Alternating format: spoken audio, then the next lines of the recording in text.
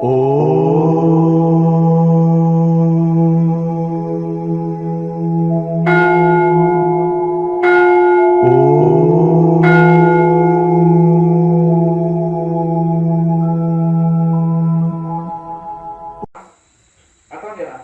సుందరి మా ఇంటి ముందర కాకి వలె అంటే చంద్రబింబంతో పోలుస్తాం, అంతేనా కదా?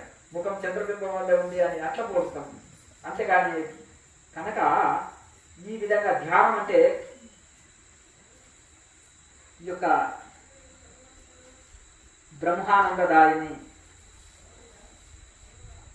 అట్లా మనకు ఒక బ్రహ్మానందాన్ని ఇస్తుంది, అనంతమైన శాంతిని ఇస్తుంది, అనంత సుఖదాయిని అని అనంత శాంతినిస్తుంది మనకు. కనుక ఈ విషయ భోగాలతో పోల్చకూడదు ధ్యానాన్ని, ధ్యాన సుఖాన్ని. అర్థమైంది కదా? భౌతిక సుఖాలతో పోల్చదు. అలౌకికమైనది, లౌకికమైనది, అది అలౌకికమైనది. అది ఇది ఇంద్రియాలతో అనుభవించేది, అది ఇంద్రియ అతీతమైనది. ఇంద్రియాలు దాటుకుంటే కలిగే ఆనందం అది. దీన్ని ఇంద్రియాలతో పోల్చి చెప్పొచ్చు, అందుకని ఇంద్రియాలతో పోల్చి చెప్పకుండా అది అలౌకికము, ఇంద్రియ అతీతము అని అంటారు కొన్ని సందర్భాలు. ఇంద్రియ అతీతం, దాన్ని ఎక్స్ప్లెయిన్ చేయలేము. అలౌకికం, అది లౌకికంగా అది ఎక్స్ప్లెయిన్ చేయడానికి అని అట్లా వర్ణనాతీతం అంటారు. వర్ణించటకు వీలు కాదు. కనుక ఇవి అన్ని కూడా మనకు ఎందుకంటే శాస్త్రం చదివి ఋషి పరంపరలో తపస్సు చేస్తే ఇటువంటి అపవాద దోషాలు రావాలన్నమాట. కనుక మనం మోక్షం కోసం చేయాలి సాధన. కొంతమంది ఆరోగ్యం కోసం చేయొచ్చు, వస్తుంది ఆరోగ్యం, నష్టం ఉంది, అష్టాంగ యోగం ఉంది. ఇప్పుడు యమనియమాలు కూడా పాటించి మనకు అంతవరకు బెనిఫిట్ ఉంటుంది. మనకు 5th వరకు చదివిన అనుకో, 5th నాలెడ్జ్ ఉంటుంది కదా, 10th చదివితే 10th నాలెడ్జ్ ఉంటుంది కదా, ఒక పీజీఓ పీహెచ్డీ చదివితే ఒక పెద్ద ఉద్యోగం వస్తుంది, ఒక ఆఫీసర్ కూడా, అంతే కదా. అట్లా ఎంతవరకు చదువుకుంటే అంతవరకు వాళ్ళకు ఉపయోగపడుతుంది. అలాగే అష్టాంగ యోగంలో కూడా ఎంతవరకు సాధన చేసుకుంటే ఆ బెనిఫిట్స్ ఉంటాయి.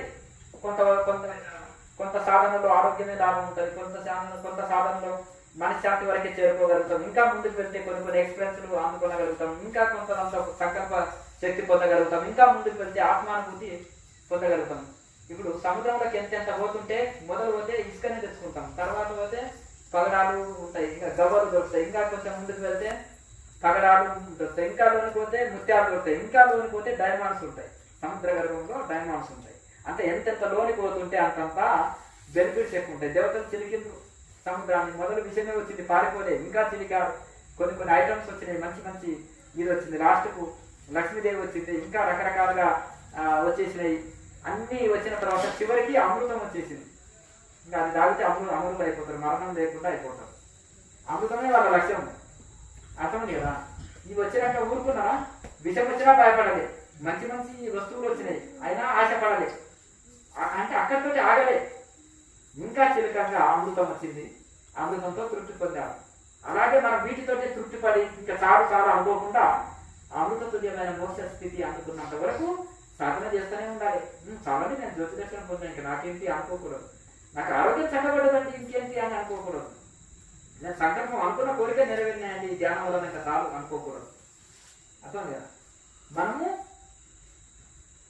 మనం మోక్ష స్థితిని అందుకున్నట్టు కోసమే మన లక్ష్యం అయి ఉండాలి. ఆటోమేటిక్గా ఈ చిన్న వాళ్ళు అమృతం టార్గెట్ పెట్టుకున్నారు, చిన్న ఫలితాలు వచ్చినాయా కాదు.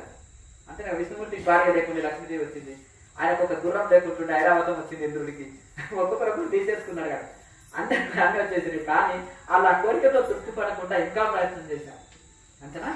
అలాగే మనం మోసము టార్గెట్ పెట్టుకొని పోతే ఇవన్నీ చిన్న కోరికలు సంకల్పాలు నెరవేరుతుంటాయి, మంచిగా ఇది ఉంటుంది. మీరు ఎవరైనా బాగా ధ్యానం చేస్తుంటే మీ నోటి ఉంటే అవుతుంది అని అంటారు ఎవరన్నా, నువ్వు మన అవుతుంది అన్నట్టువి అవుతుంది, మీరు ఏంటంటే మెడిటేషన్ చేస్తారా అని అంటారు.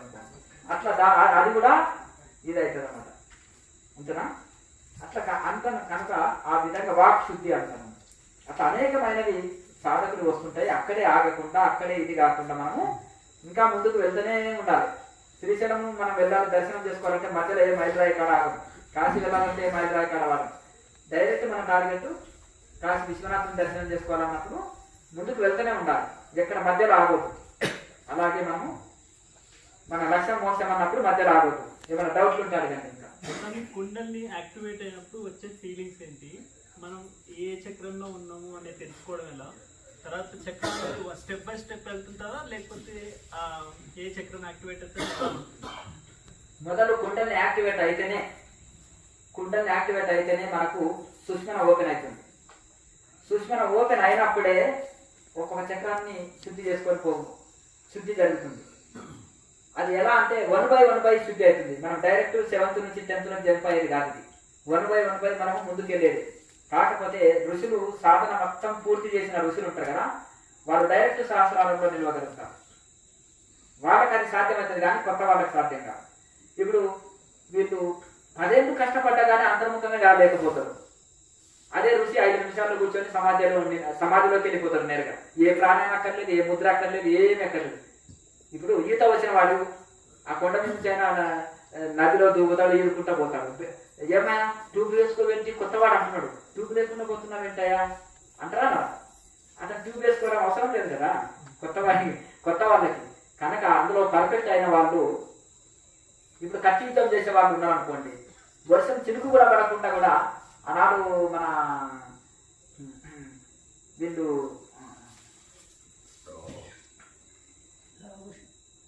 కాదు, ఇప్పుడు మామూలుగా ఒక్కొక్క ఋషులు కూడా ఒక్కొక్క రాజులు కూడా ఆనాడు వర్షం కూడా చినుకు పడకుండా అంత కత్తి తిప్పేటంత అంత నైపుణ్యము వాళ్ళు ఇది చేశారన్నమాట. నకుల సహదేవులు వాళ్ళు ఒక చినుకు కూడా మీద పడకుండా కత్తి తిప్పుతారు. వాళ్ళకి ఆ నైపుణ్యం ఉంది. వాళ్ళకు ఆయుర్వేదంలో ఔషధంలో దిట్టారు వాళ్ళు, నైపుణ్యం. అట్లా అశ్విని దేవతలతో జన్మించారు కదా వాళ్ళు. కనుక అశ్విని దేవతలు అంటే భూదేవి వరుణ దేవుడితో జన్మించారు కనుక వాళ్ళకు ఓషధులు కొట్టేది భూమిలో కనుక అవన్నీ వాళ్ళకు ఔషధాలు బాగా తయారు చేస్తారు. అలాగే వాళ్ళ కత్తి యుద్ధంలో ఒక చినుకు కూడా మీద పడకుండా కూడా అలా తిప్పుతారు. భారతంలో వస్తుంది. అంటే ఇక్కడ మనము ఎందుకు ఇది ఎగ్జాంపుల్ చెప్పిన అంటే, మనము సాధనలో అందులో కుండల్ని యాక్టివేట్ అయ్యి అంటే పూర్తి చేసిన వాళ్ళు కూర్చున్న కొద్ది క్షణాల్లోనే ధ్యాన స్థితిలోకి వెళ్ళిపోతారు. కొత్త వాళ్ళు చాలా ప్రయత్నం చేసి యుద్ధం చేసినా కానీ మనసు అంతర్ముఖం కాదు. ఇంకా చాలా పరిశ్రమ చేయగా ఎప్పుడో ఒకసారి అంతర్ముఖం అవుతుంది. కానీ కొత్తలో ఎవరికైతే కుండల్ని యాక్టివేట్ అవుతుందో ఒక్కొక్క చక్రం శుద్ధి చేసుకుంటూ వెళ్ళవలసిందే. డైరెక్ట్ ముందుకు వెళ్ళడానికి అవకాశం ఉండదు. అక్కడ కూడా ఆ చక్ర ఊహాగానాలకు తావులేదు. మన శరీరంలో చీమ తాకుతుంది కదా, రాత్రిపూట మనం పడుకున్నప్పుడు కూడా చీమ ఇక్కడ కాలు మీదనా, ఇక్కడనా, తొడ మిన్న, వీపు మిన్న, ఎక్కడ అనేది మనకు స్పర్శ తెలుస్తుంది. మన చెయ్యి ఆటోమేటిక్గా నిద్రలో కూడా ఇలా వెళ్ళిపోతుంది. అంటారు కదా చీమ తాకినట్టుంది అంటారు కదా కొంతమంది. ఇలా ఇలా దులిపేస్తాం మనం, ఇట్లా కొట్టేస్తారు చీమని. చాలా మందికి కరుస్తుంది భయంతో. అంటే ఆ స్పర్శ తెలుస్తుంది కదా శరీరంలో. అంత స్పష్టంగా కూడా మనకు కుండలిని మనకు యాక్టివేట్ అయ్యింది. కదలికలు అలాగే ఆ సుష్మనాడిలో కుండలిని వెళ్ళేది ఇదంతా తెలుస్తుంది మనకు. అంత స్పష్టంగా తెలుస్తుంది మనకు. చీమ ప్రాకృతి తెలుస్తా తెలియదా? తెలుస్తుందా? అర్ధరాత్రి నిద్రలో కూడా నీకు తెలుస్తుంది. నిద్రలోనే గాఢ నిద్రలో ఉన్నప్పుడే చీమ ప్రాకృతి తెలిసి చెయ్యి ఇట్లా అనుకుంటావు, దులిపేస్తున్నావు. గాఢ నిద్ర మరి ధ్యాన స్థితిలో ఎందుకు తెలియదు? ఎలా తెలుస్తుంది అంటే నీకు ఎట్లా కడుపులోకి ఎట్లుంటుంది చూపించు, ఆకలి ఎట్లుంటుంది చూపించు అంటే ఎట్లా? స్వయంగా తపస్సు చేసి సాధన చేసి వాళ్ళు అనుభవించిన అనుభవాలు చెప్తున్నది ఈ విషయం. ఇది అర్థం. రామకృష్ణ పరమహంస కూడా తన అనుభవాలు స్వయంగా చెప్పాడు. విశుద్ధ చక్రం వరకు అనుభవాలు చెప్తున్నాం ఆయన మీ మీద ప్రేమతోటి, వాత్సల్యంతోటి. వివేకానంద స్వామి అడుగుతుంటాడు, ఊరుకోడు, ఆయన లాగుతుంటాడు.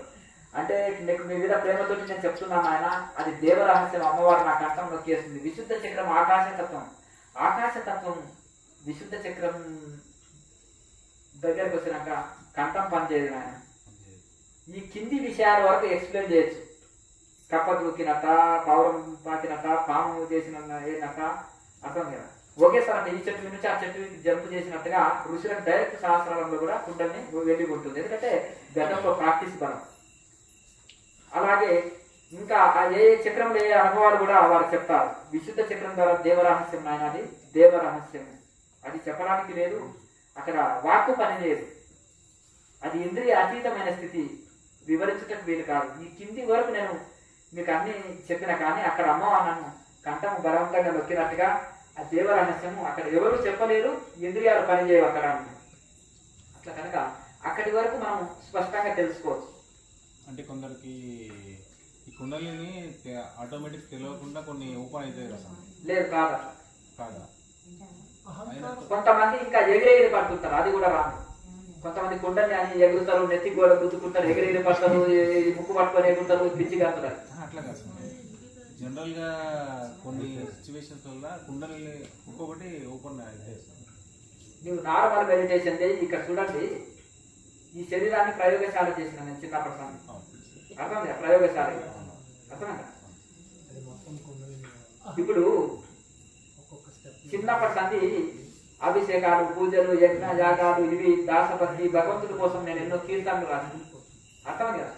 నేను అయ్యా ఆగండి ముచ్చట్లు. ఇప్పుడు నేను భక్తిలో పరిపక్వత స్థితిలో లేకపోతే నేను భక్తి గురించి మాట్లాడే హక్కు నాకు లేదు. ఒకరే ఇంజనీరు, డాక్టర్ కోర్సు, ఇంకా ఇది అది, పశువుల వైద్యుడు, ఇంకా వ్యవసాయదారుడు, ఇంకా రకరకాల పని చిన్నప్పటి సంది హార్డ్ వర్క్ చేసి నేర్చుకోవచ్చు. ఇక్కడ ఒక చిన్న పిల్లవాడు వచ్చాడు, క్రియాయోగ ధ్యానం వలన ఏం చేశాడంటే ఆ బాబు సినిమా స్టోరీ రాస్తాడు, పాటలు రాస్తాడు, మ్యూజిక్ కొడతాడు, డ్యాన్స్ చేస్తాడు, సింగర్గా పాడతాడు, అతని సినిమాలకు అతనే నటిస్తాడు, అతనే డైరెక్షన్ వహించుకుంటాడు అతని సినిమాకి. 7th నుంచి 10th జంప్ అయ్యాడు. 1 గంట సేపు ల్యాప్టాప్ పాఠాలు విని స్కూల్ టాపర్. ఎట్లా కాగలిగాడు? బ్రెయిన్ ఏ విధంగా పనిచేస్తుంది? ఇంతే బ్రెయిన్ కదా, కేజీ ఉంటుందా చెప్పండి? వివేకానంద స్వామిది ఇంతే కదా, శంకరాచార్యది ఇంతే కదా కూడా. ఆ ప్రపంచ మేధావులు కూడా 1% యూజ్ చేసుకున్నారంట. అది పవర్ ప్లాంట్ లాంటిది కుండలిని శక్తి, అందులో 1%. అర్థం కదా? పవర్ ప్లాంట్ అంతే ఉంది కుండలిని శక్తి, అందులో ఒక బలబత్తని వాడుతున్నాం. అట్లా అంత మేధస్సు వాళ్ళకి కలిగిస్తుంది కనుక దాన్ని ఈ విధంగా మనకు ఊహాగానాలకు తావు లేదు, ప్రతి దాంట్లో స్పష్టంగా తెలుస్తుంది. అయితే అన్నిటినీ ఇది చేసింది. ఆ బాబు రెగ్యులర్గా క్రియాయోగం చేస్తున్నాడు 3 సంవత్సరాల నుంచి. చాలా సీరియస్గా ఏది చేసినా సీరియస్గా చేస్తాడు. అర్థం కదా? ఇప్పుడు అందరూ సినిమా డైరెక్టర్లు ఉన్నారు. అర్థం కదా? 1000 పోయినా పట్టుకొని నాగార్జునికి చేయను. అర్థం కదా?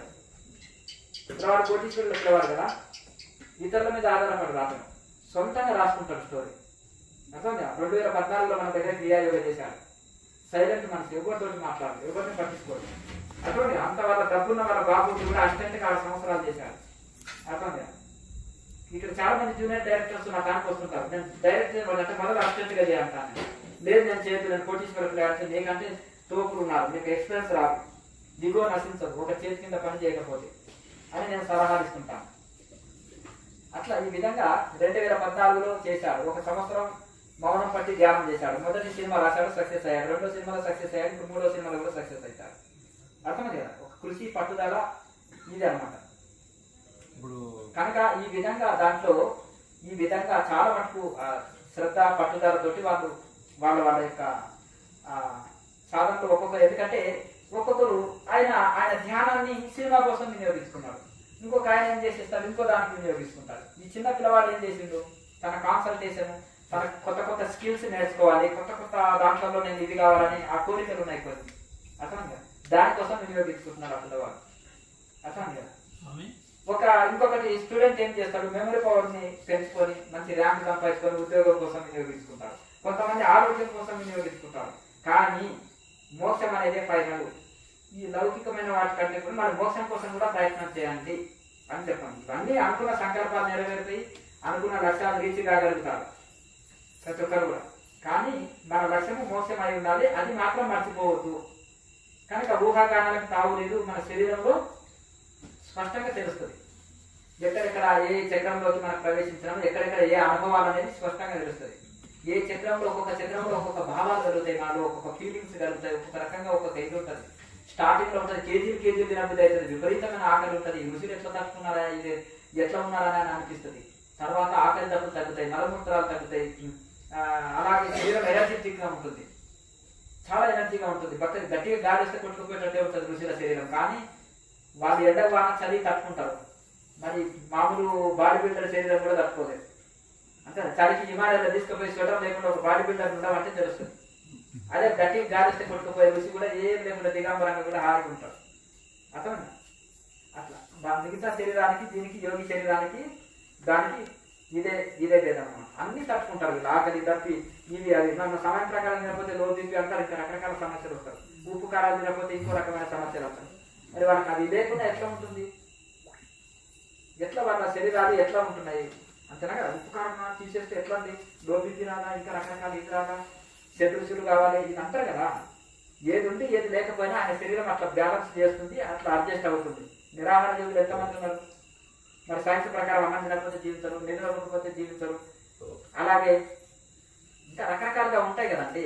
మరి వాళ్ళకి సైన్స్ని క్రాస్ చేశారా లేదా? నిరాహార యోగులు సమాధిలో గుండె కొట్టుకోకపోతే సైన్స్ ప్రకారం జీవించలేరు. మరి హరిహరానంద స్వామి 2007లో అమెరికా పోయి 2007 సంవత్సరంలో కూడా గుండె శ్వాస నాడి ఆపి 87 ఏళ్ల వయసులో పరమహంస యోగానంద శిష్యుడు హరిహరానంద స్వామి మరి ఆయన సమాధిలో ఉండి చూపించారు. మీ గురువు గారు లాగా మీరు కూడా చాలా గొప్పవారండి అన్నారు. 2007లో మాట చెప్తున్నాయి. కనుక ఇట్లా ఈ విధంగా ఇప్పటి కూడా హిమాలయంలో క్రియాయోగం చేసేవాళ్ళు ఈ యొక్క ప్రణవానంద స్వామి వారి శిష్యులు కానీ, అలాగే ఇప్పుడు మన క్రియాయోగ గురు పరంపర ఉంది కదా ఉపయోగాత్మకతలో, వాళ్ళ శిష్య పరంపర ఇప్పుడు కూడా అక్కడక్కడ రహస్యంగా తపస్సులు చేస్తున్నారు. వాళ్ళు కెమెరా ముందుకు రారు, మాట్లాడుకోవచ్చు. నేను ఒక పుస్తకంలో హిమాలయ యోగులు మోక్ష సాధన అనే పుస్తకంలో ఎక్కువ క్రియాయోగులనే ఇంటర్వ్యూ చేసిన. పరమహంస యోగానంద గారి శిష్యులు ఫారినర్స్ కూడా ఉన్నారు, తపస్సు చేసేటోళ్ళు ఉన్నారు ఇప్పటి కూడా. ఇంకా చాలా చాలా మంది క్రియాయోగులు మన ఒక యోగాత్మకత గురు పరంపరలోని గురువుల శిష్యులు ఉన్నారు. వాళ్ళు మహావైరాగ్యంతో ఉన్నారు, వాళ్ళు నిరాహార యోగులు. ఇంకా వాళ్ళకి ఏది అక్కర్లేదు, ప్రపంచంతో అక్కర్లేదు. ఆ పుస్తకంలో నేను ఇంటర్వ్యూ చేసినాను చాలా మంది మహనీయులు. కనుక చాలా మంది మహనీయులు సమాధి అయ్యారు, ఇంకా కొంతమంది స్థలాలు మార్చారు. కష్టం. ఒక 30 సంవత్సరాల కింద ఉండే మహనీయులు ఇప్పుడు తగ్గిపోయింది. ఇప్పుడు మాయ ప్రభావం ఎక్కువ ఉంటుంది. దాన్నే గూగుల్ అంటాం. అర్థం కదా. ఇప్పుడు నువ్వు అక్కడ వెళ్ళినా కానీ ఒక ల్యాప్టాప్ ఉంటుంది, ఒక ఇంటర్నెట్ కనెక్షన్ ఉంటుంది. బద్రీనాథ్ పోయినా కేదార్నాథ్ పోయినా ఇంకా చాటింగ్ చేస్తుంటాడు, ఇంకా ఈయన ఇది చేస్తుంటాడు, ఇంకా అన్ని నడుస్తూనే ఉంటుంది అనమాట. హాయిగా ఏం మహారాజీ అంటే రకరకాల 20 రకాల భోజనాలు గుమ్మగుమ్మ ఏంటి అన్న గుహలో ఉంటాడేమో, ఆకులాలను తింటాడేమో అనుకుంటే ఏం రకాలంటే ఆయన వంట చేసుకోనికైనా 4 గంటలు పడుతుంది. రకరకాలవి హల్వా చేసినాము, సబ్జీ రోటీ చేసినాము, వెజిటేబుల్ బిర్యానీ చేసినాము, ఇంకా ఇది చేసినాము. హైదరాబాద్లో కూడా ఏదో 2 కూరలతో సరిపెట్టుకుంటున్నారు కదా ఇక్కడ. ఓకే లేక ఇన్ని రకాల వెరైటీ పనీర్ చేసినాము, అంటే ఇంకా ఏదేదో ఇంకా చెప్తుంటారు. అదే అహంకారంతో కుండలిని యాక్టివేట్ అవుతుందా? ఏది అహంకారం ఉన్న మనిషికి కుండలిని యాక్టివేట్ అవుతుంది. ఇప్పుడు అగ్నిలో వేసింది బూడిద అయితే అవుతుందా? అవుతుందా కదా? బొగ్గు ఉంది అనుకో, బొగ్గు సరిగా కాలేదంటే మరి ఏం చేయాలి? బొగ్గు కాలంలో కలిగిందంట ఒక ఆయన తెల్లగా అవుతుందా కలిగిన పోతుందా? ఏం చేయాలి మరి బొగ్గుని? మళ్ళీ దాన్ని కాల్చాలి. దాన్ని కాల్స్తే బూడిద అయి కూర్చుంటారు. ఏముందండి బూడిదే? బొగ్గు అండి, నల్ల బొగ్గు అంటారు, అవునా? కానీ ఏముందండి బూడిద అంటే ఏం లేదండి. అంటే బూడిదని ఏం చేయలేము, దాన్ని చేసుకోవాలి. బొగ్గు దానికి మళ్ళీ అది అగ్ని వస్తుంది, దాంట్లో బూడిదలో అగ్ని వస్తుందా? బొగ్గు మీద నువ్వు అంటించినావు అనుకో, నెయ్యి వేస్తే మండుతుంది. బూడిదలో నెయ్యి వస్తే ఏం కాదు. అందుకని బూడిద అంటే ఏం లేదండి. ఏదన్నా చెప్పడానికి 0 అంటారు. బూడిద ఈక్వల్ టు 0. 0 0 అంటే ఏం లేదు, 0 అంటారు. ఏం లేదంటే బూడిద ఏముంటారా అంటారా? అట్లా అంటే బూడిద అంటే ఏం లేదు కదా ఇది అట్లా. అలాగే ఇక్కడ కూడా అహంకారం 0 అవుతుంది, బూడిద అవుతుంది. అర్థం ఎక్కడ సాధన అనేది కాలుతుంది. సాధనలో అహంకారం అనే బొగ్గు ఏం చేస్తుంది? సాధన అనే అగ్ని రగిలించినప్పుడు బూడిద అవుతుంది. అహంకారము బూడిదిగా మారిపోయింది. బొగ్గు బూడిద అయిందా కాలేదా? ఏముండదు.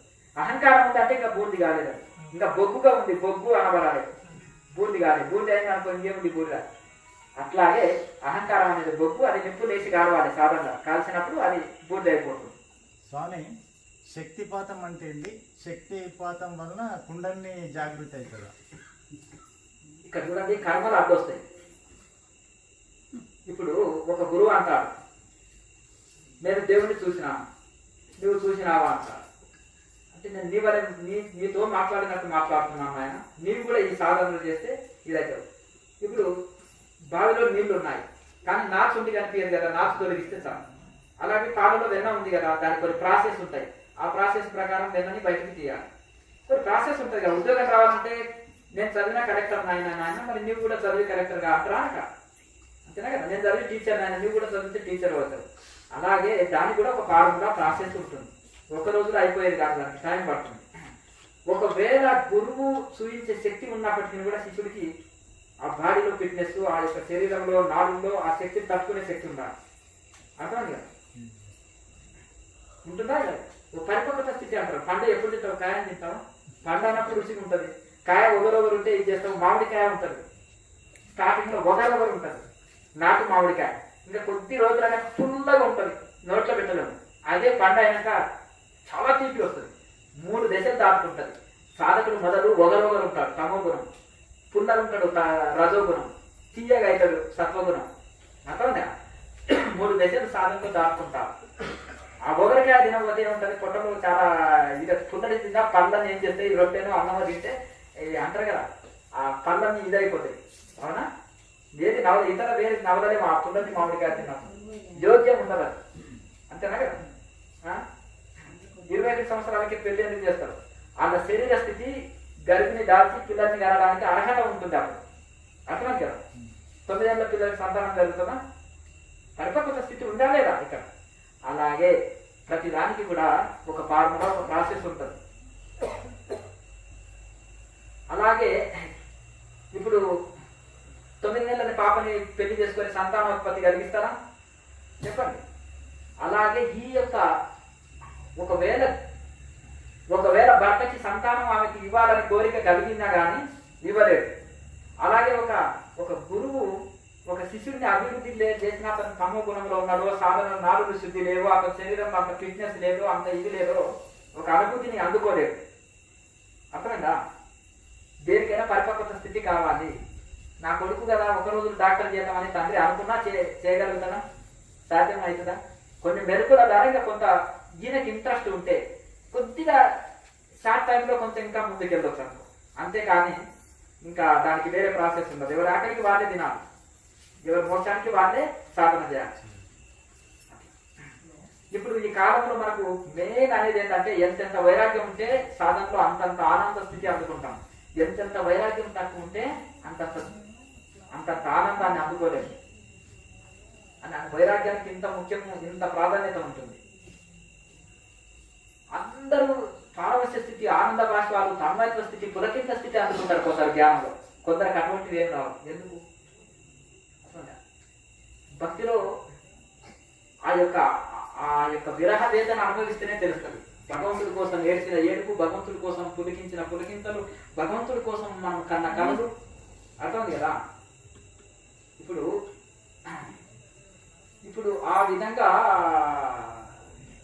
ఒక ఇద్దరు ప్రేమికుల్ని విడదీసి ఎక్కడెక్కడో ఉంటే ఇక వాళ్ళ జన్మలో ఇక వేరే పెళ్లి చేసుకోలేరు. ఇంకా వాళ్ళే జీవితం అనుకొని కలలు గంట పిచ్చోడు దాకానైనా ఊహాగానంలో జీవిస్తుంటారు. అంతేనా? అలాగే భగవంతుడే సర్వస్వం అనుకున్న ఒక భక్తుడు తను ఏ అడవిలో ఉన్నా, మట్టిలో కొట్టుకొని పోయినా, ఎక్కడ ఏ స్థితిలో ఉన్నా, ఆకలిలో ఉన్నా, దప్పకులో ఉన్నా, ఆ భగవంతుడి జ్ఞాపకాలు, అనుభూతులతోటి ఆయన పొందే ఫీలింగ్స్, ఆయన పొందే ఆనందము, అతను పొందే ఆ భావజాలం, అతనిలో వచ్చే కవిత్వము, అతనిలో వచ్చే నవల పడ్డవాడు కవిత్వం రాస్తాడు, భక్తుల పడ్డవాడు కూడా కవిత్వం రాస్తాడు. గుర్తుపెట్టుకోండి. అర్థమైందా? అలాగే వాళ్ళు పొందే ఇది అర్థమైంది. అందుకనే మీరు లవ్లో పడితే ముక్తి కాంతతో పడండి, బయటి కాంతతో కాదని చెప్తాం. అర్థమైంది కదా? ముక్తి కాంత ముక్తి ఉంటుంది. మీరు లవ్లో పడితే ఆత్మరామంతో వాడండి. అర్థం కదా? దేహరాముతో కాదంటాం. అర్థమైంది కదా? ఆత్మరాముడు ఇక్కడ కావాల్సింది దేహరాముడు కాదు. అంటే ఒక ఆయన తత్వం రాశారు, ఆత్మరాముని గానలేఖను మూత్ర గుంపలు మునిగి తేలుతును అంటారు కదా. ఇక్కడ అక్కడ గుడ్డ శుద్ధి, గోపురాల శుద్ధి ఇవన్నీ ఏమి చూస్తారు? లోపల ఆత్మరాముడు ఉన్నాడు. అంతేనే కదా? అవన్నీ మనసు మనం ఏర్పాటు చేసుకున్నది. ఇతడి లోపల ఆత్మరాముని వదిలిపెట్టేసి బయట ఇటాటు తిరగకండి అంటారు. అర్థమైందా? ఇవన్నీ అశాశ్వతము. భగవంతుడు ఒకటే శాశ్వతం అనుకోండి. సంసారం తప్పు కాదు, ఫ్యామిలీ లైఫ్ తప్పు కాదు, కానీ ఇవి అన్ని అశాశ్వతము. మనకు మోక్షం ఒకటే టార్గెట్ గా పెట్టుకొని పోవాలి. బాధ్యతల్ని విస్మరించగా రాయమాచార్య బ్రహ్మంగారి కవి కాదు విస్మరించాలి, కానీ బాధ్యతల్ని చక్కగా నెరవేరుస్తూ ఇది అశాశ్వతము.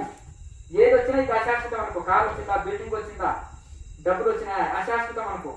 ఇది శాశ్వతం కాదు అనేసి ఒకరికొకరు అనుకో. శాశ్వతమా? ఈ దేహం శాశ్వతమా? నీకు వచ్చినవి అన్ని శాశ్వతమా? మరి ఎందుకు ఈ మోహం దేనికి? ఇంకా చెప్పండి. మేము ఎంత వస్తాం? మరి ఇంకేదైనా శాశ్వతమో స్థిరమైనది ఏదైనా నెంబర్ వచ్చేది ఉంటే చెప్పండి. అంతేనా? వెంట వస్తుంది ఇంక స్థిరమైంది అన్నది. బుద్ధుడు అదే కదా వేసింది. నేను 3 క్వశ్చన్స్ చేస్తాను, దానికి ఆన్సర్ చేయి, నువ్వు చెప్పినట్టు వింటాను ఆయన అన్నాడు. అడుగు నాయన 3 కోరికలు అయితే 30 కోరికలు అడగన్నాడు. అంటే నాకు జన్మలో రోగం రాకూడదు అన్నాడు. మాకు ఇదేం సాధ్యం ఆయన, ఇది అసలు అసాధ్యం ఇచ్చే కోరిక కాదన్నాడు. మనిషి అన్నప్పుడు రోగం వచ్చి రాదా? ఎవరికి రాజులకు చక్రవర్తులకైనా వస్తాయని. మరి ఇంకో కోరిక నాకు అసలు ముసల్తనమే రావద్దు నాయన అన్నాడు. ఆ కోరిక నాకు ఇవ్వట, అది అసాధ్యం నాయన, ఎవరైనా ముసల్తనం రావచ్చిందన్న. ఇంకొకటి ఏంటంటే నాకు మరణం అనేది ఉండొద్దు, 3వ కోరిక అన్నాడు. అది అసాధ్యం అంటారు. మరి చచ్చిపోయేదానికి ఇవన్నీ ఎందుకు నాయన ఆచరణ అన్నాడు. అంతేనాక రోగాలు వచ్చే, ముసల్తనం వచ్చే, ముసల్తనంలో దుఃఖాలు, రోగాలతో దుఃఖాలు, ముసల్తనంతో దుఃఖాలు, మరణంతో దుఃఖాలు.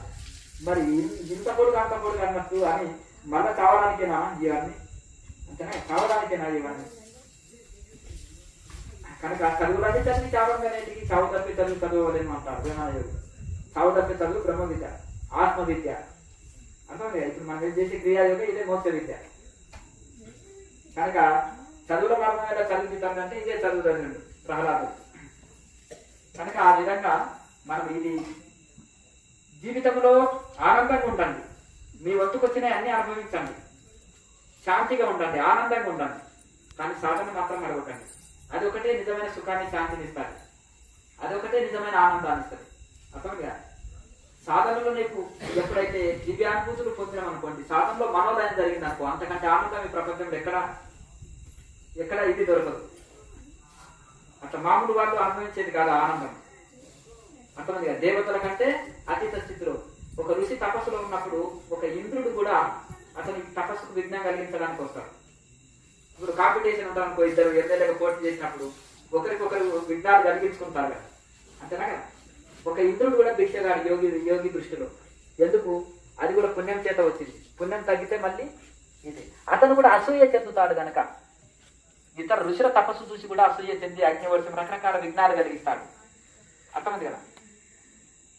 కనుక ఇప్పుడు ఒక మంది రాక్షసులు తపస్సు చేసి ఇంద్రునికి ఎన్నోసార్లు ఇది లాక్కున్నారు కదా హైదరాబాద్. అందుకని ఆయనకు భయం. అంతేనా కదా? ఇప్పుడు వేరే వాళ్ళు కాంపిటీషన్ గా బలమైన పోటీ ప్రత్యర్థి ఉంటే ఈ ఎమ్మెల్యేలకు, మినిస్టర్లకు ఎట్లా ఉంటుంది? చాలా భయం ఉంటుందా? ఉండదు. అలాగే ఇంద్రుడికి కూడా అది ఒక పుణ్యం చేత వచ్చిన ఫలం. ఎవరి దగ్గర పుణ్యం ఎక్కువ ఉంటే అది వాళ్ళకి వచ్చేస్తుంది అంతే. కనుక ఆ విధంగా అసూయతో కూడుకున్నది, రాగద్వేషంతో కూడుకున్నది ఇంద్రపదవి కూడా. దేవతలకే రాదు కదా ఆయన, అది కూడా. కానీ ఏ ఆశ లేని ఒక ఋషి కంటే గొప్పవాడు ఎవరు లేరు. అదే నిజమైన సుఖమైంది. ఏ కోరిక లేదు, ఏ మోహం లేదు, ఏ నీళ్ళు లేదు. ఇంకా కోరిక లేని వాడు కోటీశ్వరుడు, ఆశ లేని వాడు ఐశ్వర్యవంతుడు. అన్ని ఉండి ఏడుస్తుంటే ఇంకేం లాభమే ఉంది? అన్ని ఉండొద్దు అనుకుంటలేము, కానీ ఆశ మోహం వదిలి వంతుకొచ్చింది అనుభవించు. ఇది ఏది లేకున్నా ఆనందంగా ఉండు. మోసంకాయ ప్రయత్నం చేయి, అది ఒకటే స్థిరమైంది అనేది గుర్తుపెట్టుకోండి.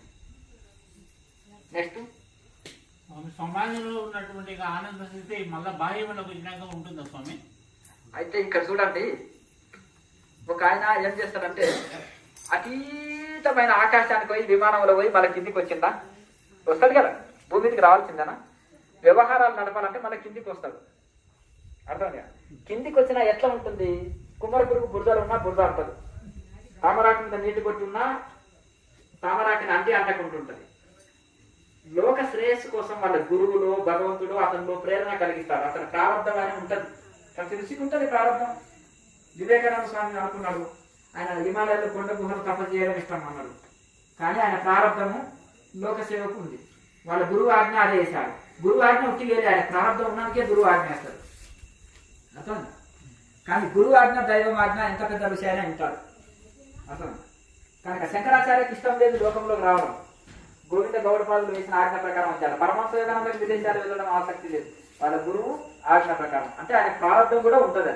కనుక వాళ్ళ ప్రారంభాన్ని బట్టి వాళ్ళ గురువు ఆజ్ఞ కానీ దైవం ఆజ్ఞ కానీ శిరసార వహిస్తారు. కానీ వాళ్ళు అతీత స్థితి నుంచి బయటికి వచ్చిన వాళ్ళు అన్ని శుద్ధ కర్మలే చేస్తారు, ప్రశాంతంగానే ఇచ్చేస్తారు. సుఖ దుఃఖాలు, లాభ నష్టాలు అన్ని సమానంగా తీసుకుంటారు. ఎత్తడానికి కూడా చెల్లించరు, నిశ్చల స్థితిలో ఉంటారు. అది తెలుసుకుంటారు. శరీరం నుంచి వేరై నేను ఒకసారి చనిపోతే మళ్ళీ మరణం అంటే భయం ఉండదు అన్నట్టు. ఏమంటే భలేను మీరు 4 సార్లు చనిపోతారు అయితే అంతరా? ఒకే శరీరంతో 4 సార్లు చనిపోతారు అంటే ఒక ఋషి సమాధిలో తనకు ఆత్మ కంటే వేరు, శరీరం నుంచి వేరై శరీరంలోకి ప్రవేశించగలుగుతారు. అప్పుడు ఈ శరీరం అంటే మోహం ఉండదు అంటున్నారు. రాయమాటే చెప్తారు. వాడు చెప్పింది అప్పుడు ఈ యోగికి ఈ శరీరం ఒక వస్తువు లాగా చూస్తాడు. ఈ శరీరం అంటే మోహం ఉండదు. అప్పటి వరకు ఈ శరీరం మీద కొంత మోహం ఉంటుంది. ఆ శరీరం నుంచి వేరైనప్పుడు దీని మీద మోహం వదులుతుంది. ఇది అద్దె ఎప్పుడో ఒకసారి ఖాళీ చేయాలి అని అనుకుంటాడు. కనుక ప్రారంభం ఉన్నంత వరకు ఉంటుంది, తర్వాత వదిలేసేది అని అనుకుంటాడు. కనుక ఆ విధంగా ఈ శరీరం నాది కాదు, ఇది ఒక అద్దె ఇల్లు అని చూస్తాడు. అద్దె ఇల్లు మీద మోహం ఉంటుందా? మనకు కిరాయి రెంట్ కారు ఉంది తెచ్చుకున్నాం, దాని మీద మోహం ఉంటుందా? అంతే కదండి. అలాగే మనం కూడా దీన్ని ఒక అద్దె ఇల్లు దాకా చూస్తాడు. దీని మీద మోహం ఉండదు ఆయనకి శరీరం మీద. కొంతమంది ఋషులు కాళ్ళు చేతులు విరిగిపడ్డా కానీ దానికి ఇంత వైద్యం కూడా చేసుకోరు. రమణమాచి నాది శరీరము నాకు నొప్పి ఉంది అంటే క్యాన్సర్ గడ్డ ట్రీట్మెంట్ చేయించుకోవచ్చు కదా, పురుగులు పడుతున్న ట్రీట్మెంట్ చేయించుకున్నాడా? స్వామి మేము చూడలేకపోతున్నాము చేయిస్తామని అంటే నిరాకరిస్తాడు. ఒకసారి ఊరికి ఆయన ఇంకా ఇదే పనిగా అదే అడుగుతుంటే మీ ఇష్టం ఆయన అన్నారు. మట్టి ఇంజక్షన్ ఇవ్వకుండా చేసుకోండి ఆపరేషన్ అన్నారు. అర్థం కదా, కోసిన కాడ కోసుకోండి తీసుకోండి ఏమైనా చేసుకోండి అన్నారు. నాది దేహం కాదు. అబ్బా అన్నాడా అమ్మ అన్నాడా, రోధించారా? ఆయన ముఖంలో ఇంకా ఆనందం. స్వామి నాటకాలు ఆడుతున్నాడా ఏంటి, గురువుగారు నాటకాలు ఆడుతున్నాడా, ఇంకా ముఖంలో కళ వచ్చేసింది, ఆనందంలో ఉన్నాడు. ఎంతెంత గాయం పెరుగుతుంటే అంతంత కళ పెరుగుతుంది, అంతేనా? కనుక మరి వాళ్ళు ఇది నాది శరీరం నేను కాదు, దేహం నేను వదిలేసి ఆత్మ నేనులో ఉంటారు. అర్థమైంది? ఆయన అన్నాడు కదా, దేహం నేను కాదు ఆత్మ నేనులో ఉండు. నేను అంటున్నారు ఎవరు? ఆత్మ నేను, దేహం నేను కాదు. 4 రోజులు ఉండిపోయేది. కనుక దేహం నేను వదిలి ఆత్మ నేనులో ఉండు. నీ స్వస్వరూపంలో నీ ఉండు, నీ సహజ అవస్థలో నీ ఉండు అంటారు. కనుక దీని మీద బ్రహ్మజ్ఞానం వచ్చిన వాళ్ళకు మరి అతీత స్థితిలో ఉండి కొన్ని వ్యవహారాలు నడపాలి. మఠం నడపాలంటే గోడ పెట్టుకుంటాడు, కుటీరం వేసుకుంటాడు, నలుగురికి వండి పెడతాడు. ఆయన భిక్షాయనే చేసి పెట్టేది రమణమహర్షి. తెలుసా నీకు ఆ విషయం? ఒకసారి ఆయన కంటే ముందు లేచి ఒక శిష్యుడు వండి పెట్టి ఆ రోజు ఉపవాసం ఉంటాడు. స్వామి మరి నేనేం చేయాలి ఆశ్రమంలో? నేనేదో ఒక పని చేయాలి కదా, నా సేవ నువ్వు చేసినావు కాబట్టి ఈ రోజు నేను ఏం పని చేయలే కాబట్టి నేను తినను అంటాడు. అర్థంగా మళ్ళీ 2వ రోజు నుంచి ఆయన పనిలోకి అడ్డుకోరు ఎవరు. అంటే ఆ ఋషులు కూడా చూడండి, సోమరులు గారు వాళ్ళు సోహం పనులు. మీరేమనుకుంటారు రమణ మహర్షి ఏమంటారు అంటే నిండా దీన్ని పడుకునేది, శిష్యులు సేవ చేసేది కాదు. ఆయన అందరికీ వంట చేసి పెట్టేది అంటారు. అందరికంటే ముందు లేచి మళ్ళీ ఎల్లవెల్లలు ధ్యానంలో ఉండేది. మౌనంలోనే అన్ని పనులు. అతీత స్థితిలో ఉన్నప్పుడు మరి కూర ఉందా, ఉప్పు ఉందా, తక్కువైందా, తింటారా, పడేస్తారా అని మరి లౌకిక మాడలేదు ఇక్కడ బుర్ర. మరి అతీత స్థితిలో ఉండే సమాధిలో ఉండే ఋషి బయటకు వచ్చి ఉప్పు తక్కువైనా, కారం తక్కువైనా, ఏం తక్కువైనా, ఉల్లిపాయ ఉందా, వెల్లిపాయ ఉందా ఉంటారు కదా. ఇదంతా కూరగాయలు ఇవన్నీ చూసుకోవాలి కదండి. ఇంటికి రావన్నా వద్దామా? ఉన్నా ప్రశాంతంగా ఉంటారు, ప్రశాంతంగా అన్ని పనులు చేస్తారు. ఈ వ్యవహారాలు నడుస్తాయి. ఇప్పుడు వాళ్ళంతా ఋషులు ఉన్నారు. మరి లాయర్ మాసకు చిన్నపిల్లవాడికి బట్టలు కావాలన్నా, పెద్దవాడికి పుస్తకాలు కావాలన్నా, ఏ స్కూల్లో ఏం చేయాలి ఇవన్నీ ఉంటాయా? జంజాటం ఉంటాయా ఉండవు వాళ్ళకి? ఈ డ్యూటీ కోవాలన్నా ఇవి ఉంటాయా ఉండవు వాళ్ళకి? మరి అతీత స్థితిలో ఉండి ఎట్లా సంసారాన్ని నెరవేర్చిందంటే మరి చేయలేదా వాళ్ళు? సప్త ఋషులు గృహస్థులు లేక బ్రహ్మగారు కర్ర పని ఆర్డర్లు తీసుకుంటాడు. మరి సమయం ప్రకారం చేసేయాలి. చేనేత వస్త్రాలు కబీర్ దాస్ నేసివ్వాలి. జీవించుట కోసం పని చేస్తారు వాళ్ళు, అంతే. సంపాదన కోసం కాదు, జీవనోపాధి కోసం ఆ పనులు చేసుకుంటూ వైరాగ్యం కలిగి ఉండి అంటున్నట్టుగా ఉండి అన్ని బాధ్యతలు నెరవేరుస్తూ కూడా పని సాధన అన్ని పనులు చేస్తూ కూడా కూటస్థ దృష్టి కలిగి ఉండి సమస్త పనులు చెయ్యి అంటారు లాయర్ మాస్టర్. చూసారా? కూటస్థ దృష్టి కలిగి ఉండి అన్ని పనులు చెయ్యి, బ్రహ్మభావంతో సమస్త కార్యాలు చెయ్యి. కూటస్థంలో మనోప్రాణాలు లేకపోతే చంచల స్థితిలో నానా కార్యాలు జరుగుతాయి. కూటస్థంలో మనోప్రాణాలు స్థిరమైతే నిశ్చల స్థితిలో ఉంటాం, అన్ని శుభకార్యాలే జరుగుతాయి. వాడి కోపం కావాలన్నా, తిట్టాలన్నా, కొట్టాలంటే ఆవేశంలోకి గురి కావాలి. శ్వాస చంచల స్థితిలో ఉండాలి. శ్వాస నిశ్చలమై నిలకడ చెంది కూటస్థంలో స్థిరమైతే ఎవరి మీద కోపం తాపం అన్ని పనులు శుభం జరుగుతాయి. శాంతంగా అన్ని పనులు జరుగుతాయి. ఒకటంటేనే ఇంకోటంటేనే మళ్ళీ గొడవ పెరుగుతుంది. శాంతంగా పట్టించుకోకుంటుంటే అగ్నిలో కట్టెలేస్తేనే మండుతాయి, కట్టె లేకుంటే మండవు. అట్లా కనుక ఇవన్నీ నిర్వహించగలుగుతాము. అతీత స్థితిలో ఉండి కూడా వాళ్ళు కిందికి వచ్చి అన్ని పనులు చేయగలుగుతారు. ఎరకలో ఉండి పనులు చేయగలుగుతారు. ఇదంతా మాయా, ఇదంతా ఒట్టిదే, ఇది ఎప్పుడో ఒకసారి వదిలేదే, నేను శరీరం కాదు, నేను ఆత్మస్వరూపాన్ని అనే ఎరకలో వాళ్ళు ఉంటారు. కనుక వాళ్ళు దీనికి ఈ ప్రలోభాలకు లొంగరు. వీటికి ఈ సుఖ దుఃఖాలకు వీటికి ఇప్పుడు గట్టిగా గాలి వస్తే ఎండుటాకు నీళ్ళు పడతాయి. ఇటాకు అవునా? పెద్ద కొండ ఉంది, పెద్ద కొండ కదులుతుందా? గాలివానలకు గాలికి వస్తే కదులుతుందా? కదులు. వాళ్ళు కొండలాగా తయారవుతారు.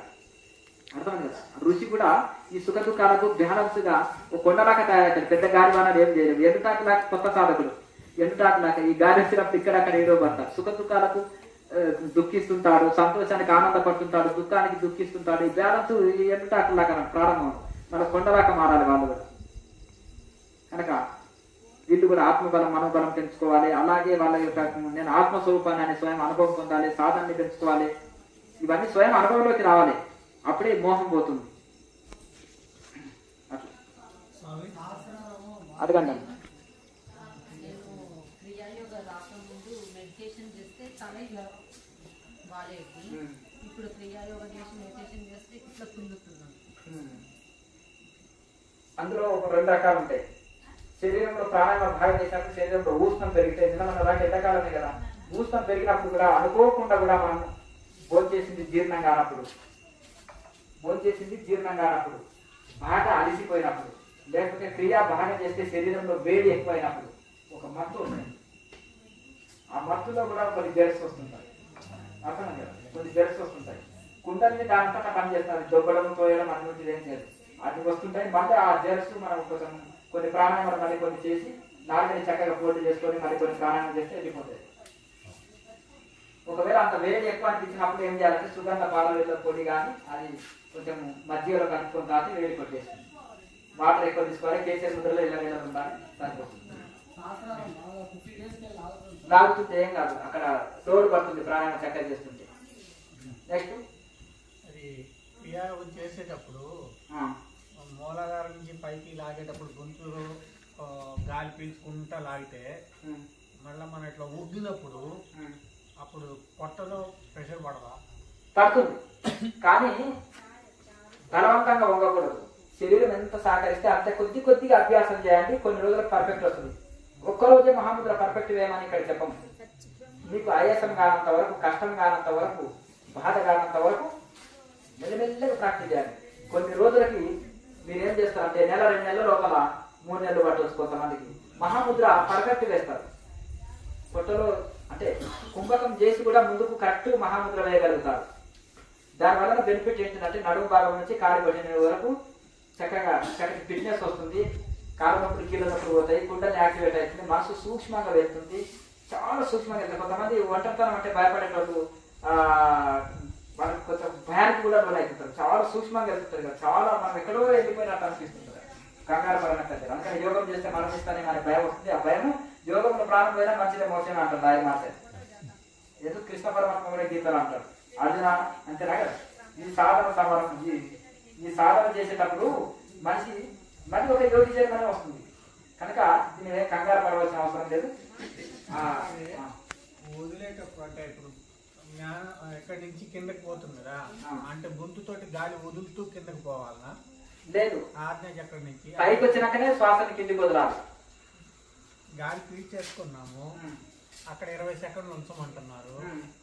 అయిన తర్వాత ఆజ్ఞా చక్రం నుంచి మూలాధారానికి వెళ్ళమంటే అప్పుడు రేచకం చేస్తూ కిందకి వెళ్ళాలి. అప్పుడు అంతే, రేచకం చేస్తే గాలి బయటకు వెళ్ళిపోతుంది. అంతే అంతే వెళ్తుంది. అది భావనాయుక్తంగా చేయాలి. కొన్ని రోజులకి ఇక్కడ చూడండి, ఈ ప్రాణాయామ ముక్కు ద్వారా కోర్స్ గా తీసుకొని ముక్కు ద్వారా వచ్చేది కాదు. కంట్రోల్ గా అతి తక్కువ శ్వాసని ముక్కు ద్వారా శ్వాసక్రియలు చాలా తక్కువ చేస్తాం. అసలు ముక్కు కాడ వేలు పెడుతుంటే కూడా ప్రాణాయామం చేసినట్టు వేలుకు తగలదు. అది అంత సూక్ష్మ ప్రాణాయామం, ఇది సూక్ష్మ ప్రాణాయామం ఇది. కనుక తక్కువ శ్వాసని ఎక్కువసేపు తీసుకునే టెక్నిక్. ఎక్కువ శ్వాస తీసుకోవడం కాదు ఇక్కడ, తక్కువ శ్వాసని ఎక్కువసేపు తీసుకోవడం, తక్కువ శ్వాసని ఎక్కువసేపు వదలడం అనేది ఈ టెక్నిక్ని వాడతాం. మనం ఎట్లా చేసినా ముక్కుతోటి కొంత తీసుకోవడం కొంత వదలడం అనేది జరుగుతుంది. స్లోగా మనకు తెలియనంత ముక్కులు బట్టి ఎవరు ప్రాణాయామం చేయలేరు. కాకపోతే భావనాయుక్తంగా చేస్తుంటే కొన్ని రోజులకు ఆ తీసుకున్న శ్వాస ఏంటంటే రివర్స్లో సుష్మనాడి ఉంటాం. మనం ఇట్లా తీసుకుంటాం కదా, తీసుకుంటున్నప్పుడు మనము ఈ కిందికి వెళ్ళిపోతుంది, పైకి రాదు శ్వాస. కానీ ఆ తీసుకున్న శ్వాస కింది నుంచి మూలాధారంలో సుష్మనాడి ఉంటా రివర్స్లో పైకి ప్రాకాలి. అందుకని ముక్కులోని గాలి ముక్తికి తోవాయి అంటాడు వేమన యోగి. ముక్కులో గాలి ముక్తికి ఎట్లా తోవైతుంది? ముక్తి అంటే అధోముఖం కాదు, ఊర్ధ్వముఖంగా. ఆ శ్వాసను ఊర్ధ్వముఖంగా ఎట్లా మలిపిస్తాం?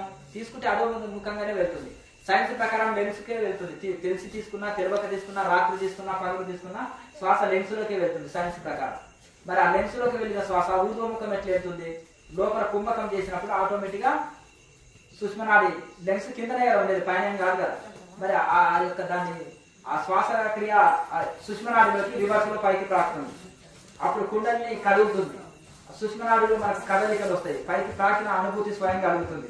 అది సాధన తీవ్రంగా చేసి వైరాగ్యంతో ఆహార నియమాలు పాటించి తీవ్ర సాధన చేసినప్పుడు అవన్నీ అనుభవంలోకి వస్తాయి స్వయం, అప్పుడే రావు. కాకపోతే ఈ లోపల మనకు ఆరోగ్యం చక్కబడడం, మనశ్శాంతి ఉండడం, ఇవన్నీ కొన్ని బెనిఫిట్స్ ఉంటాయి, నేను కాదంటలేదు. కానీ అది తీవ్ర స్థాయిలో పూర్తి స్థాయిలో 100% స్వయం అనుభవం పొందాలంటే సాధన స్థాయిని పెంచాలి.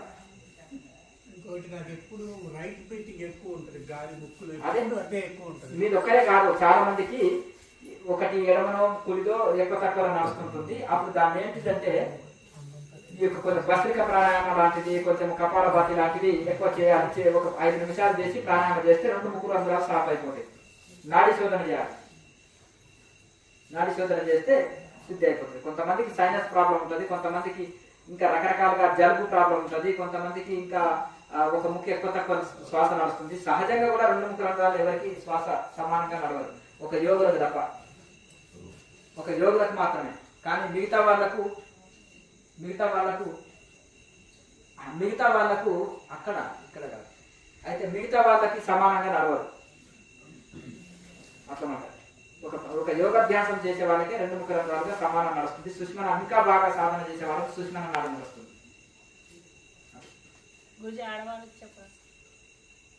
అమ్మా ఎవరైనా ఇప్పుడు ఆ లేడీస్ అన్నం తినారా, అంటే పీరియడ్స్ టైం ఒక 3 రోజులు వదిలిపెట్టి మహాముద్ర వదిలేయచ్చు, మిగతాది చేయొచ్చు. సింపుల్ అంతే. మహాముద్ర ఒకటి వదిలేసి మహాముద్ర కూడా చేయగలిగితే చేయవచ్చు, కానీ అది చేయకుంటేనే బెస్ట్. మిగతా చక్కగా కూర్చొని కొన్ని క్రియాలు చేసుకొని ఓపుకున్నట్టు ధ్యానం చేసుకోవచ్చు. నెక్స్ట్ అన్నం తిన్న తర్వాత ఎంతసేపు తర్వాత అన్నం తిన్న తర్వాత 3 అవర్స్ గ్యాప్ ఇవ్వాలి. 3 అవర్స్ గ్యాప్ ఇవ్వాలి. ద్రవాహారం లాంటివి తీసుకుంటాం అనుకోండి, అన్న జ్యూస్ లాంటివి 1 అవర్ గ్యాప్ సరిపోతుంది. నియమాలు ఏమైనా ఉంటాయా? ఉండాలి. నా పొట్టని 4 భాగాలు చేస్తే సగ భాగం ఆహారం తీసుకోవాలి, పావు భాగం నీరు తీసుకోవాలి, పావు భాగం శ్వాస కోసం ఖాళీ పెట్టాలి. మనం ఎట్లుంటుందంటే మనకి ఏది కంట్రోల్ ఉండదు మనసుది. ఏదైనా ఫంక్షన్కి వెళ్ళాం అనుకో, రుచికరంగా భోజనం ఉందనుకో, పొట్ట అంటుంది మొహమ్మో భరించలేకపోతే అంటే ఊరుకో పిచ్చి మొహం, ఎంత మంచి భోజనం వదిలిపెడతామా ఏంటి, ఎంత మంచి భోజనం, ఈ పూట ఒక్క పూట ఓడ్చుకో మా అబ్బా ఓడ్చుకో, ఇంకా నేను ఓడ్చుకోలేను అన్నారనుకో చివాట్లు పెట్టేస్తుంటాను, చిట్టేసి పిచ్చి మొహం ఊరుకో అని ఇంకా అని అన్నప్పుడు ఏం చేస్తా అంటే ఇక పాపం పొట్ట అమాయకు రాదు, ఉండేదంతా నాలుగతోటే ఉంటుంది. అంతేనా కదా, ఏది తక్కువైనా నాలుగనే చెప్తుంది. అంతేనా కదా, 4కు 2 పనులు, డబల్ డ్యూటీ, అనడం తినడం, అనడం కంట్రోల్ లేదు, తినడం కంట్రోల్ లేదు. అంతేనా కదా, ఈ 2 కంట్రోల్ కాదు. తిండి కంట్రోల్ అయితే అది కూడా కంట్రోల్ అవుతుంది. కనుక ఈ విధంగా 4 కంట్రోల్ పెట్టుకుంటే నీకు మోసమే అని అంటుంది శాస్త్రం. అనడం తినడం, మౌనం పడితేనేమో అనడం తగ్గిపోతుంది, మితాహారంతో తినడం తగ్గిపోతుంది. ఈ 2 తగ్గిస్తే ఆటోమేటిక్గా శరీరం చెప్పినట్టు ఉంటుంది, అన్ని చెప్పినట్టు ఉంటాయి, చక్కగా సాధన బాగా కుదురుతుంది, సమయం కూడా వృధా కాదు. అంటే శరీర శక్తికి పొరకి మెంటల్ శక్తికి కలిపి ఏమైనా ఫుడ్ ఉంటుందా? అంటే సాధననే ఫుడ్, ప్రాణాయామనే ఫుడ్. దాన్ని ఇప్పుడు వాయువుతోటి శక్తి పొందాలని శాస్త్రం చెప్తుందా, వాయువుతోటి బలం పొందొచ్చు, వాయువుతోటి శక్తి పొందొచ్చు అని యోగ శాస్త్రం చెప్తుంది. ఆ వాయువు ద్వారా శరీరానికి శక్తి అంటే ఆ వాయు సాధన చెప్పిన కుంభకంలో మైండ్ పవర్ పెరిగే 2 బలాలు వస్తుంది. ఒకటి శరీరానికి బలం వస్తుంది, ఒకటి మనసు ఏకాగ్రత చెందుతుంది, మెమరీ పవర్ పెరుగుతుంది. అలాగే మనసులో అనంతమైన శాంతి, ఆనందము, మనోబలం పెరుగుతుంది. ఇక్కడ అంటే ఏం జరుగుతుందంటే స్వామి, ధ్యానం చేసినంతసేపు శక్తి ఉంటుంది, 1 గంట 2 గంటల తర్వాత కంప్యూటర్ మీద ఎట్ ఏ టైం కూర్చొని పని చేయడం వల్ల సడన్ గా వీక్ అయిపోతుంది బాడీ. నువ్వు ఒకటే పెద్ద కొడుతున్నావు, ఫుడ్ బాటిల్ కొడతాడు, ఫుడ్ బాటిల్ కొడితే రోజంతా నిజం ఉంటుంది, అర్థం కదా.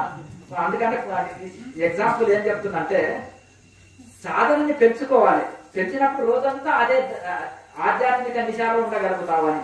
దీన్ని ఉల్టా అర్థం చేసుకోకండి, అర్థం కదా.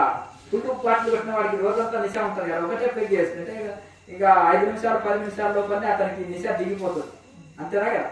అలాగే కొద్ది ధ్యానంతో కొద్దిసేపు సాధన వరకే ఆనందాన్ని ఉండగలుగుతాం, బయటకు వస్తే మళ్ళీ వ్యవహారంలో దాన్ని బ్యాలెన్స్ చేయలేం. సాధన స్థాయిని మెల్లమెల్లగా పెంచుకుంటూ పోతాం అనుకోండి, సెలవు దినాల్లో రోజంతా సాధన చేయడం, దానితో దైవ దిశలో గడపగలుగుతాం. మెల్లమెల్లగా ఒక మత్తులాగా, అర్థం కదా. స్వామి నేను 3 సంవత్సరాలు సాధన వదిలిపెట్టే కానీ నాకు దిగలే ఆ నిశ. అర్థం చేయాలి అంటే ఎంత కొట్టిందో మందుడు. యాత్రలో హార్డ్ వర్క్ చేసినా కదా, ఒక దగ్గర కూర్చుంటే యాత్ర ఏం చేయగలుగుతావు? చేయలేవు. మొత్తం తిరిగి చూస్తేనే కదా తెలిసేది. ఒక దగ్గర కూర్చుంటే ఆ కొండ గుహ, చెట్లు, లోయ, ఆ జలపాతం గదొకటి నీకు పరిచయం అవుతుంది. హిమాలయాల్లో అణువు పరిశోధన చేయాలి. అప్పుడు 3 సంవత్సరాలు నేను కంప్లీట్ ఇంకా నేను తిరగాలని ఒక ఇదే ఉన్నది. ఆ 3 సంవత్సరాలు కూడా సాధన చేయకపోతే కూడా ఆ నిశ దిగలే నాకు. అర్థం కదా. ఇప్పుడు ఉదయం 6 గంటలకు పోతే రాత్రి 12 అవుతుంది ఇంకా దిగలే పోయి నాకు నిశ అంటారు. అవునా? ఏ మందు కొట్టినామంటే పలానా ఏమన్నా నిశ ఇస్తారు పోయి అది అంటారా? ఫుల్ బాటిల్ పెట్టేసిన వారు దిగరు, మీకు రేపటి దాకా దిగరు అంటారు. ఇంకా మజ్జిగ రాపండి నాయన దిగని అంటున్నా. దానికి కూడా ఉపాయం ఉందా?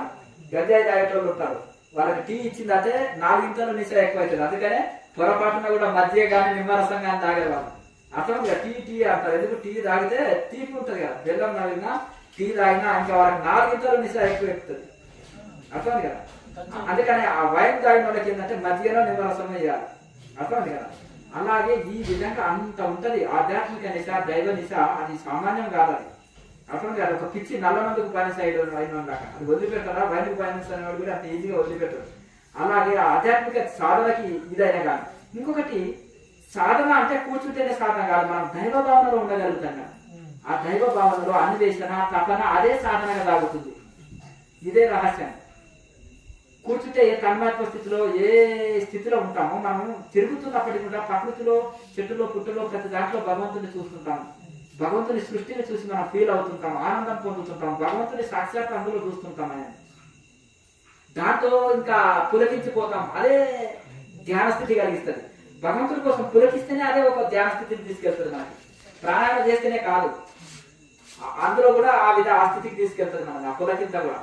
కానీ ఆల్రెడీ మనం యోగాభ్యాసం చేసి నాలుగు శుద్ధి అయినప్పుడు ఆ పులకింతతోటే నిశ వెళ్ళిపోతుంది. ఇప్పుడు మనం ప్రాణాయామాలు ఇవి అవి చేసి బాగా ఇదుంటాం కదా, ఇట్లా కూర్చున్నంత సేపట్లో కూడా ధ్యాన స్థితిలోకి వెళ్ళిపోతారు ఋషులు. వాళ్ళకి ఎక్కువ ప్రాణాయామం అక్కర్లేదు. రాయమాసే చెప్తారు, అస్తవ్యస్తంగా 1000 ప్రాణాయామాలు చేసినా ఒకటే, శాస్త్రీయంగా 12 ప్రాణాయామాలు చేసినా ఒకటే అంటారు. ఇంకొకటి, వైరాగ్యం లేకుండా అస్తవ్యస్తంగా 1000 ప్రాణాయామాలు చేసినా మనసు అంతర్ముఖం కాదు. శాస్త్రీయంగా కొన్ని ప్రాణాయామాలతో కూడా వెంటనే మనసు అంతర్ముఖం అవుతుంది. బాగా తీవ్ర సాధన చేసేటోళ్ళు కొన్ని ప్రాణాయామాలు చేసే వరకు వాళ్ళకి ఆటోమేటిక్గా నిశ్చల స్థితిలో సమాధి స్థితి అందుకుంటారు, ఏ ముద్ర లేకుండానే. ఇంకా అయిపోయాయి. అదే కదా మన లక్ష్యం, అంతే కదా. అట్లా ఆ విధంగా మనం ఎంత శాస్త్రీయంగా చేస్తున్నాము, ఎంత వైరాగ్యంతో ఉంటున్నాము, ఏ కోరికలు లేకుండా, కోరికలు ఎంత పెట్టుకొని వీడి వరకు కోరికలు పెట్టుకొని ఎన్ని ప్రాణాయామాలు చేసినా అదే గుర్తుకొస్తుంటాయి. యుద్ధం చేయవలసి వస్తుంది. అదే కోరికలు తగ్గించుకొని తక్కువ ప్రాణాయామాలతో కూడా మనసు వెంటనే అంతర్ముఖం అవుతుంది. ఈ రహస్యాన్ని తెలుసుకోవాలి. టెక్నిక్లు కీలకం అంటారు. అంటే ఈ టెక్నిక్ తెలియక మనం అస్తవ్యస్తంగా ఆడవాళ్ళు కోపంలో భర్తతో కొట్లాడినప్పుడు వాషింగ్ మిషన్ లేనప్పుడు బండ చేసి కొడుతుంటారు. అంటే నాకు కొండలు ఎత్తేస్తుంటారు, టకా టకా టకా శబ్ద. అట్లా కాకుండా లెక్క అంటున్నా, అట్లా కాకుండా అస్తవ్యస్తంగా చేసేది కాదు, కోపంలోనూ ఆవేశంలోనూ చేసేది కాదు పనులు ఇవి. మనసు శాంతంగా తన్మత్వంతో చేసేది ఇది సాధన అనేది. ప్రసన్నంగా చేసేది. అందుకనే అన్ని చక్క పెట్టుకో, ఇంట్లో జవాబు చెప్పు, ఎవరితో కొట్లాడి కూర్చోకు. కొట్లాడి కూర్చుంటే మనం ఎవరన్నా వాళ్ళని అనుకుంటే మనకు వాడికి ఏమైనా అపకారం జరిగితే మన సాధన నశిస్తుంది. అలాగే ఇంకొకటి, ఇంట్లో అన్ని జవాబు చెప్పి అందరినీ తృప్తి పట్టి వచ్చి సాధన కూర్చో అంటారు లాయర్ మాసే. అప్పుడు నీ మనసు ప్రసన్నంగా ఉంటుంది, వెంటనే మనసు అంతర్ముఖం అవుతుంది. ఈ మనసు గందరగోళంలో ఉన్నప్పుడు ఇది కాదు. అందుకనే బాగా అలసినప్పుడు, తిన్నది జీర్ణం కానప్పుడు, అలాగే కోపంలో ఉన్నప్పుడు సాధనలో చేయకంటారు. మనసు ప్రసన్నంగా, మనసుని జవాబు చెప్పి మనసు ప్రసన్నంగా ఉన్నప్పుడు సాధన చేయంటారు. స్వామి, నాడీ శోధన ప్రాణాయామం చేసిన తర్వాత ఈ యోగ సాధన చేస్తే బాగుంటుందా?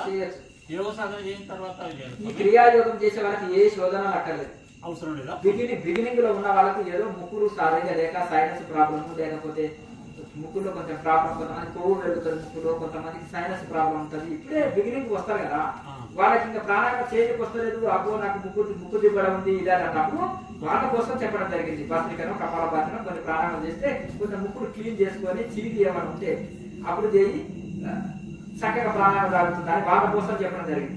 రెగ్యులర్ గా నాన్ స్టాప్ గా క్రియాని బాగా చేసి ప్రాణాయామం ఎక్కువ చేసే వాళ్ళకు ఇతర ఆసనాలతో కానీ ఇతర ప్రాణాయామాలతో అక్కడ ఉండదు. అట్లా కాకపోతే సెలవు దినాల్లో కొంతమంది కొద్దిగా రిలీఫ్ కోసం కొన్ని ఆసనాలు ప్రాక్టీస్ చేసుకోవచ్చు.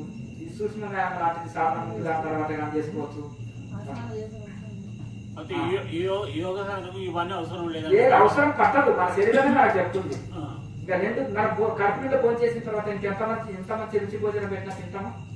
మన మనసు తృప్తి చెందిన తర్వాత అంతే కదండి ఆకలి లేనప్పుడు. అలాగే మనకి దీనివల్ల మనకు శరీరం తేలిక ఉంటే, మనసు తేలిక ఉంటే, అంతా ఇది ఉన్నాక మనకు అది చేయాలనిపించదు ఆటోమేటిక్. అట్లా ఇప్పుడు కొన్ని తెలిసి తెలియక కొన్నిటికి వైన్కు బానిస అవుతారు, సిగరెట్ స్మోక్ ఇవన్నీ ఉంటాయి కదా, వీటికి బానిస అయిన వాళ్ళు కూడా క్రియ చేస్తూ మెల్లమెల్లగా తగ్గించుకుంటూ క్రియని బాగా చేస్తుంటే కొన్ని రోజులకు అదే వదిలిపోతాయి వీళ్ళకి. కొంతమంది మానేసామంటే ఎట్లా మానేసిండ్రు మీరు మానేయలేని వాళ్ళు అంటే, నేను సాధన చేస్తుంటే నేను మంచి ఆనంద స్థితిని అందుకుంటున్నాను, నాకు ఆటోమేటిక్గా ఇది వదిలిపోయినాయి అంటారు. అట్లా దానికంటే గొప్ప ఆనందం ఏదో లభిస్తుంది ఎట్లా, అది ఆటోమేటిక్గా అవి వదిలిపోతాయి. చాలా మంది అట్లా మానుకున్న వాళ్ళు ఉన్నారు. ఇక్కడ వచ్చిన యువకులు ఉంటారు, వీరికి జన్మలు వీరికి పెళ్లి కాదు, వీరికి పిల్లలు కూడా ఇయ్యాలన్న అటువంటి పిల్లలు కూడా గంజాయికి, డ్రగ్స్ కు, స్మోక్ కు, గుట్కలు, తంబాకు, గాలి తిరుగుళ్ళు ఇట్లా తిరిగే యూత్ కూడా ఇప్పుడు మనలో ఒక 10-20 మంది పెళ్లిళ్ళు అయిన ఎండాకాలంలో కార్స్ పెట్టేసి ఆశ్రమం నెంబర్కి వచ్చేసి మా జీవితాన్ని ధన్యం చేసుకున్నాము స్వామీజీ, మేము యోగా నిశా తెలుసుకున్నాము. ఆ నిశ అంటే వనగానే నీకు ఎన్ని నిశాలు, గంజాయిని వదలవు, స్మోకింగ్ వదలవు, తంబాకుని వదలవు, ఏమంటారు దాన్ని వైన్ వదలవు, ఇన్ని రకాల నిశాలు, ఇవన్నీ నిశా పదార్థాలు కదా. ఈ యోగం నిశ తెలిసినాక అన్ని పోయినాయి స్వామి ఒక్కొక్కటి అంటారు. అంటే దీంట్లో ఒక ఆనందం వారికి దొరికింది. ఇందులో మాంసం మానుకున్నారు, ఇవన్నీ మానుకొని మా జీవితాన్ని ధన్యం చేసుకున్నాం, మాకు పిల్లని వెనక క్యూ కడుతున్నారు స్వామి సంవత్సరం నుంచి, నేనే వద్దంటున్నాను అనే యువకులు ఎంతో మంది. వైజాగ్లో ఒక అబ్బాయికి అయింది, మొత్తం వైన్, స్మోక్, డ్రగ్ అన్ని వదిలేసేసారు. అటువంటి యువకులు చాలా మంది ఉన్నారు. అర్థమైందా? యువకుడు చూస్తే సినిమా యాక్టర్ లాగా ఉన్నాడు, పిల్లని ఇస్తారా? తాగుబోతాడు, వారి బట్టల మీద వారికి ధ్యాస లేని ఇస్తారా? ఎవరైనా అమ్మాయి డబ్బు చేస్తున్నా అతన్ని పెళ్లి చేసుకోనికి ఇష్టపడుతున్నా? అర్థమైంది కదా, ఏ క్యారెక్టర్ బాగుండదు. అర్థమైంది కదా. అట్లా వాళ్ళలో మార్పు వచ్చేసి సైలెంట్ ఉండి, మౌనం ఉండి, మంచిగా చక్కగా ఒక క్రమ పద్ధతిలో ఉన్నప్పుడు క్యూ కడతారు ఎవరైనా, అంతే కదా. అట్లా వాళ్ళ జీవితాన్ని యూత్ ఎంతో మంది మార్చుకున్నారు. ఇప్పుడు 10 మంది యువకుల దాకా ఇదే సంవత్సరం పెళ్లిళ్ళైన ఆ యువకులకి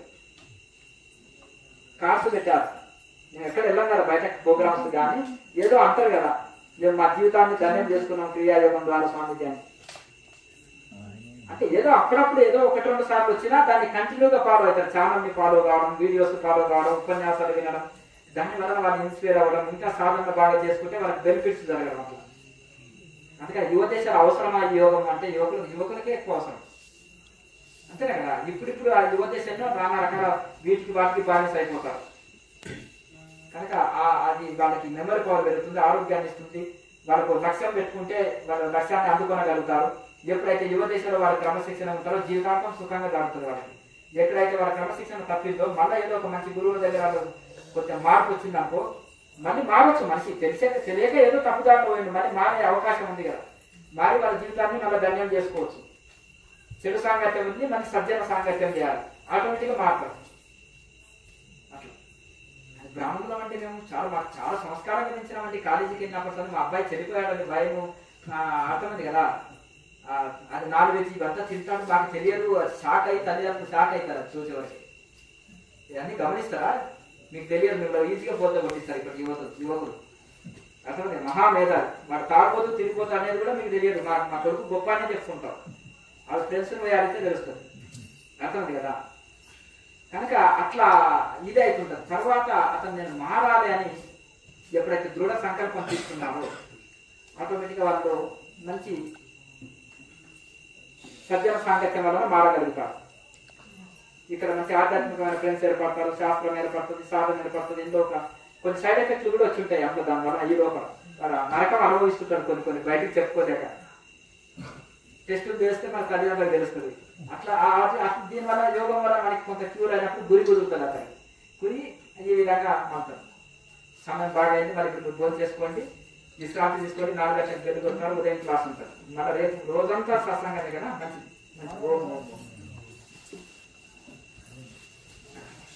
నేను చెప్తూనే ఉంటున్నా, మీరు వింటూనే ఉంటారు. స్వామి కుమార్